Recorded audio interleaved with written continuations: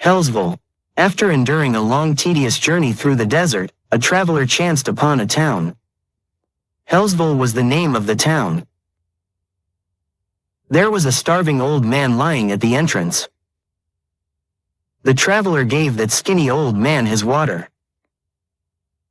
After a few sips, the old man finally managed to open his mouth. Don't enter this village." But the traveler paid no heed to the old man's warning and resumed walking towards the entrance. After all, the traveler had traveled such a tiringly long distance that he needed some place to rest.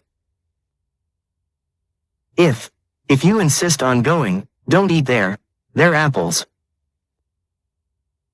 Curious as he was, the traveler turned around to ask the old man what did he mean by that.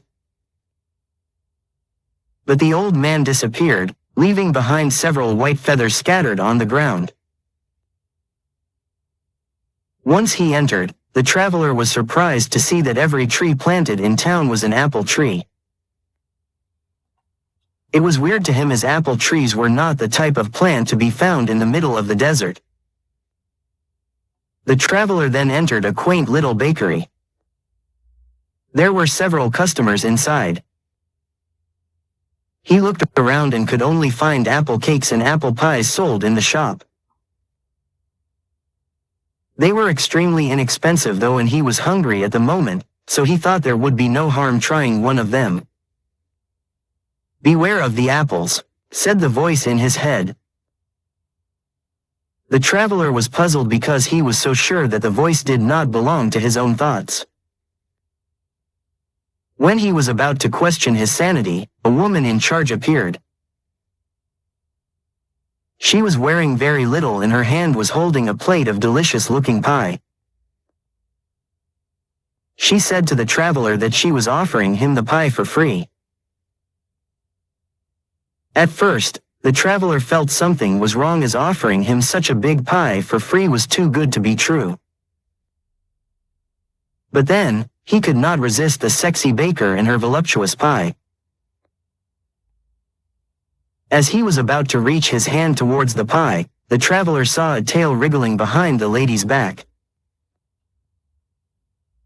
When the lady realized what the traveler had noticed, she instantly retracted her tail back to her bottom. "Oh," said the traveler, "sorry. I gotta go." The lady screeched and her whole body was burning in flames. The room temperature had gone up tremendously and the apple pie was melting in her hand.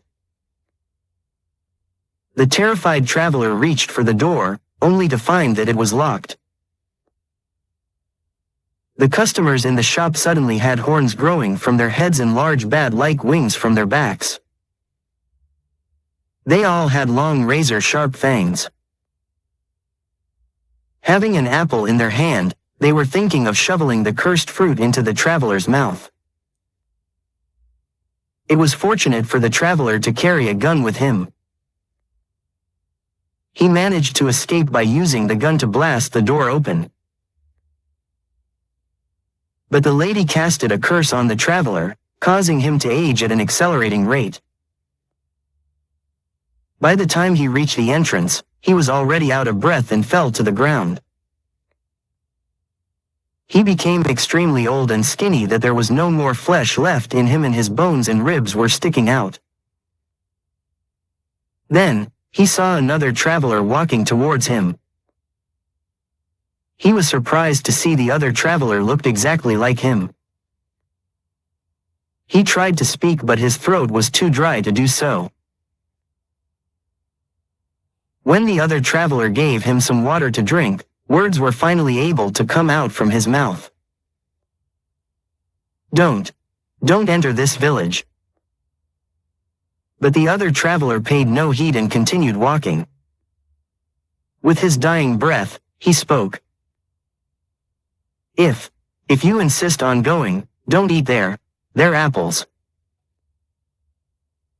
As the traveler was about to lose his consciousness, he saw a guy clad in the finest robe floating towards him from above. The guy had majestic-looking wings and had a halo above his head. He reached out his hand and the